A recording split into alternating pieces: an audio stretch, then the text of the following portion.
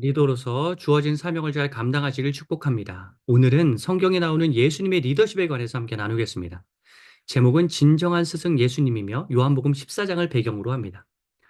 누군가를 가르치다 보면, 지도하다 보면 답답할 때가 있습니다. 계속 가르쳤는데도 여전히 모르면 대체 깨진 독에 물 붓는 것인가 라고 생각하면서 허탈해집니다. 그런데 진정한 스승, 훌륭한 스승은 제자가 깨달을 때까지 인내와 사랑으로 가르치겠죠. 예수님이 그러한 스승이셨습니다. 예수님은 교사로, 리더로 섬기는 우리에게 여러 측면에서 본을 보여주십니다. 요한복음 14장의 말씀으로 좀 한정하여 보면 예수님은 여전히 답답한 말을 하는 제자들과 함께하고 계십니다. 5절, 도마는 주님 대체 어디로 가십니까? 묻습니다. 예수님은 그 앞절, 4절에 분명히 너희는 내가 가는 길을 알고 있다고 하셨고 그 전에도 이미 많이 알려주셨습니다. 그런데 노마는 예수님의 말씀이 끝나기가 무섭게 바로 잘 모르겠는데요. 라고 말하는 겁니다. 8절 빌립은 하나님 아버지를 보여달라고 요청합니다. 분명히 그 앞절 7절 나를 알면 아버지 하나님도 아는 것이다 라고 말씀하셨고 이미 여러 번 가르쳐 주셨는데 빌립은 바로 저 잘 모르겠는데요 라고 말하는 겁니다. 22절 가룟신 아닌 유다, 즉 다데오는 왜 세상에 예수님을 나타내지 않으시냐고 묻습니다. 그런데 예수님은 줄기차게 세상을 사랑하신다고 말씀하셨고 선한 목자 비유를 드시면서도 우리 안에 있는 양들의 관심이 있다고 말씀하셨는데 그러한 가르침을 잊은 것인지 생뚱맞은 질문을 던지고 있습니다. 여러분 이렇게 답답한 질문을 던지는 제자들을 향한 예수님의 태도는 어떻습니까? 다시 설명해 주십니다. 도마에게 6절, 5절에 질문한 도마에게 6절, 내가 길이요, 진리요, 생명이기에 나를 더 묵상하고 바라보라고 교훈하십니다. 도마에게 고마운 측면도 있어요. 도마가 이렇게 질문했으니까 이러한 주옥과도 같은 예수님의 말씀을 들을 수 있는 거 아닙니까? 자, 빌립에게 9절, 10절에 보시면 뭐라고 말씀하시냐면 예수님이 아버지가 내 안에 거하고 아버지는 내 안에 계신다고 설명해 주십니다. 예, 그렇죠? 빌립에게도 고마워요. 이렇게 주옥과도 같은 명언을 들을 수 있으니까요.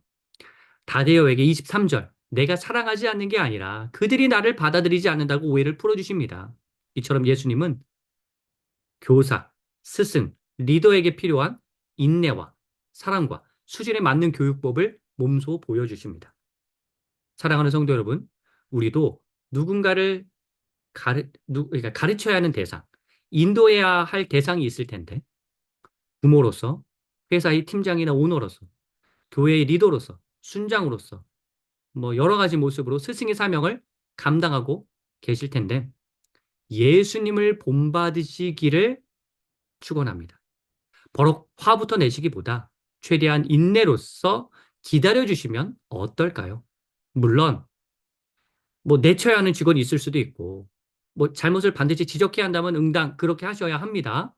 또 이 말씀을 들으셨다고 해서 지금 이 말씀에 적용될 만한 상황이 아닌데도 무조건 막 이해하고 막 그래야 되는 거는 아니에요.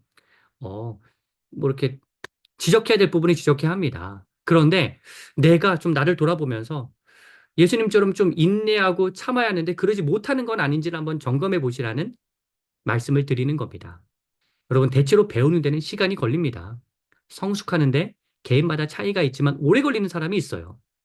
만일 내가 일찍 성장하는 편이라면 지금의 높은 자리에 올랐고 나는 나이를 먹어서 지금 많은 부분을 알고 있다면 이 어리고 부족한 피교육자가 잘 이해가 되지 않을 거예요.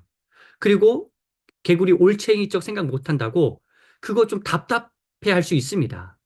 어, 그럴 때 내가 리더로서 스승으로서 겪는 이 답답함은 예수님도 겪었다라는 사실에 좀 위안을 얻으시고 예수님처럼 좀 더 기다려 주시고 내 감정을 잘 제어하면서 좀 사랑으로 그 사람을 대하시는 건 어떨까요?